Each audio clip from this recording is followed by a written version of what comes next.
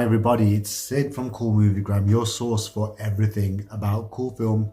If you're new here, please hit the subscribe button, like my videos, check out my socials and the usual stuff. And those of you who are already doing all of that, I'd say welcome back to the channel. Of course, this is another JOHN-WOOARY video that I'm coming out with. And of course, what we're going to do is just going to have a discussion about one of the themes in a lot of John Woo films, which is prevalent in a lot of his action movies, as well as his more kind of like period pieces that he's done in the past, and even eventually further on too. Right, okay, so without further ado, let's just crack on with it. The theme that we're going to be talking a lot about is the theme of brotherhood and loyalty and friendship, which a lot of the times is kind of portrayed throughout like the male characters in the films that he does, which kind of like resonates a lot with the swordplay movies that were made, even the stories of like swordsmen that have been made like probably since the 60s and even before, and on throughout the 70s and even up until the 80s and 90s, especially in Hong Kong, and like these Chinese novels that a lot of these the films that were more or less that they were set on were pretty much tales of like male chivalry and brotherhood and honor and loyalty. And yeah, I mean, this kind of goes hand in hand. I mean, with the theme of like loss that these characters face. So if you see a lot of his films, one of the examples is, of course, the characters of Mark and which is played by Chow Yun-fat, and Ho in the movie A Better Tomorrow. Now, of course, they have like this kind of deep-seated kind of friendship, a bond of like a brotherhood, which they're in this world, this murky world of of underworld triad life, but they have this kind of bond of brotherhood and loyalty towards one another. They have this friendship and camaraderie where they have each other's back no matter what. One of the very kind of particular themes that has always been seen in a lot of John Woo films. Yeah, and even so, like, I mean, one of the scenes where I think it's when in The Better Tomorrow 1, where you see where Sung Si-ho has come out of prison, and he decides to find out what his friend Mark has been up to, who of course had since been kind of like crippled in an act of revenge. And he's now actually kind of like a low-level servant, where he's kind of seen as like an embarrassment in the whole kind of like in the world of organized crime, where this guy 3 years prior was kind of like one of the top shots, one of the respected figureheads within the triad, but then now he's kind of stooped to cleaning a car and like doing odd jobs and just living off scraps. And it's just that scene where they first meet after like he comes back from prison. He was in prison in Taiwan, but then Ho comes back to Hong Kong, and he sees him kind of like pretty much living in like a make-do shack in like in the company car park, and he's just kind of eating like a fast food for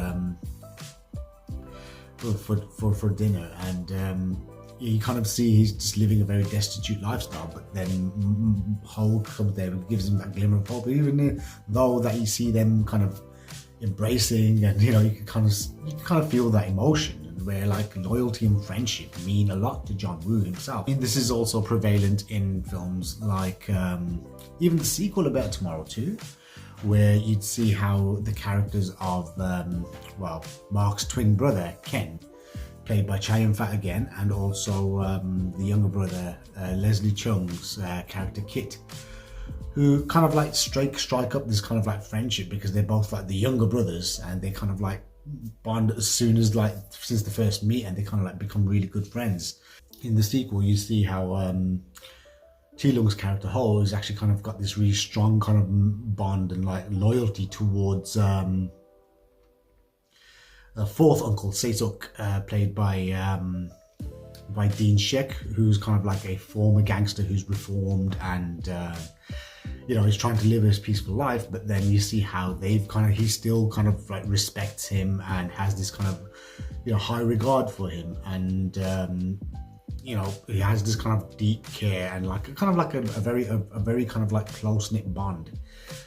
And you know, this even happens in movies like The Killer, where fourth brother, played by Seiko, played by Paul Chu, and Chow Yun-fat's character Jong, they have that bond where they kind of he does trust him even though he gets betrayed, but he still cannot turn his back on fourth brother, who's like a triad elder, who's acting like his handler, who kind of gives him the contracts and whatnot. But then at the same time, Danny Lee's character, Lee Ying, the police officer, kind of strikes this bond, because even though they kind of like on opposite sides of the law, but you see how they kind of admire one another because they have this kind of code of ethics and honor, and they believe in doing the right thing regardless of whether it's actually legal or illegal according to the law.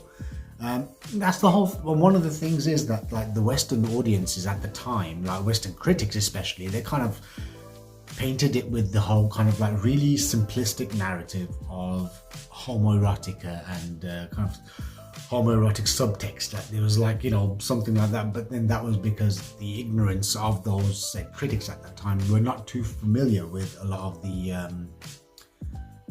you know, the works of like Jin Yong, and you know, reading books like The Water Margin or by Xinyan. You got the Four Kingdoms novels, where you see these characters, a lot of these swordplay movies, they have this kind of like, the characters have this code of honor. It's like Gonghu, Jianghu, what it's called. It's like a brotherhood within the martial world, and that's what it's kind of like. That's the kind of theme that is portrayed, even when you see films that he's done from in the 70s, like The Young Dragons, where you see like the main character has this kind of bond with the people around him, like his cohorts, and he has this kind of loyalty and brotherhood thing. But even when, you know, the fact is that even in Hand of Death, which was his 1975 film with Golden Harvest, and even Last Hurrah for Chivalry from 1979, you see the characters themselves, they kind of create this kind of like this brotherhood, this bond that they have, and they kind of like have the utmost loyalty, respect and admiration for one another, because that's just how they are as characters. And that kind of reflects a lot of like John Woo's mentality, because he kind of like has this kind of great idea of like you know, people who can come together with, you know, with a common cause and with a common loyalty and brotherhood, and they kind of respect one another, which has always been like even a big influence on other triad movies. Like, for example, if you see the movies of the Young and Dangerous movies, they have this kind of strong code of like brotherhood.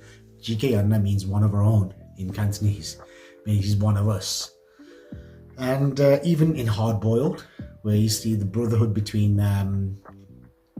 Tequila, played by Chow Yun-fat, and Akong, or Alan, played by Tony Leung Chiu-wai.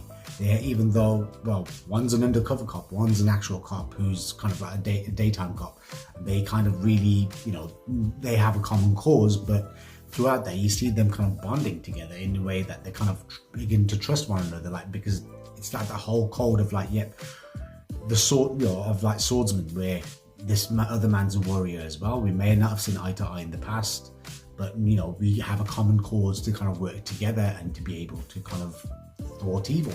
It's always been a very prevalent thing, even shown of course in his magnum opus, I would say, from the late 2000s, which was Red Cliff.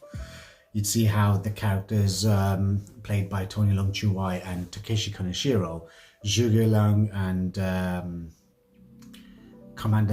commander of the Zhao army, or the Wu army, sorry, yeah, played by Leung Chiu-wai, who have kind of like, they are odds at one point, they don't really kind of like, they're weighing each other, sizing each other up, but at the end of the day, they are still kind of like respecting one another. And, you know, and for me, even when I was younger, I never saw anything with like, kind of like this whole subtext that the Western critics were showing, which was homoeroticism. You know, that, oh, it's kind of like his movies are campy, full of gay kind of like themes and whatnot, but that was never the case.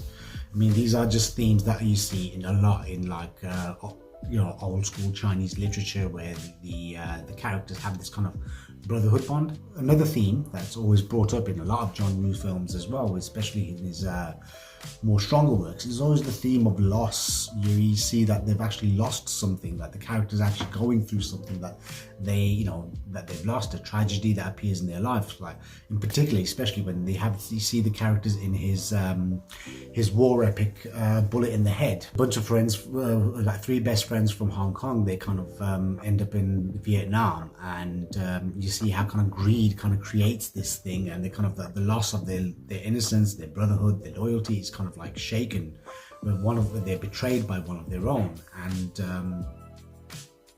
they're trying to kind of overcome from that. You see how Tony Leung's character B is trying to kind of come to terms with like that one of his friends had actually had betrayed the other, and especially when he sees one of them becoming a drug addict, and how everything was kind of like pretty much ruined between them.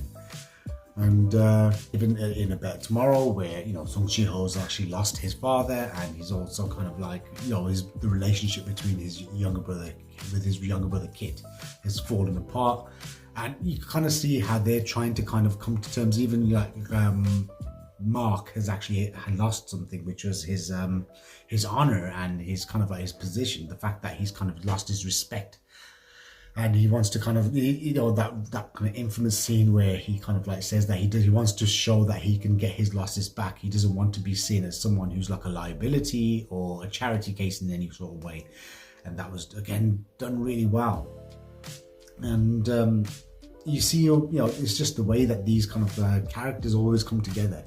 And the themes that you see of loyalty, brotherhood, and the themes of loss, I mean, they've always played like a really big influence. I mean, even in his one of his Hollywood works, which was Face Off, you see how the character of Sean Archer, played by John Travolta initially, is actually kind of going through like dealing with the loss of his son and seeing how it's actually affecting his family, and how he's since then he's been hell bent on revenge against Castor Troy, which is Nicolas Cage's character, and it's kind of like almost consumed him, like this vengeance has, and the only way that you can bring it to just more or less put it to an end, to be at peace, is to actually diminish his enemy. And I guess it's just it's a really kind of like it's a very kind of interesting way of portraying action heroes. I mean, instead of being like the tough as nails, nothing hurts them, but you see these characters going through loss. I mean, even in Hard Boiled, you see how Tequila is actually dealing with the loss of his best friend, his former buddy from the Hong Kong police, was actually killed at the start of the movie in the shootout. And you see how he's still dealing with the loss, seeing that because of that he's actually having to take revenge and get vengeance against Johnny Wong, and that's why he kind of sees his mission to bring this gun smuggler down. It creates a good enough dynamic, because even though his characters are these strong, tough, kind of heroic men, that you are used to seeing the characteristics of these in a lot of swordplay novels and swordplay movies that have been made.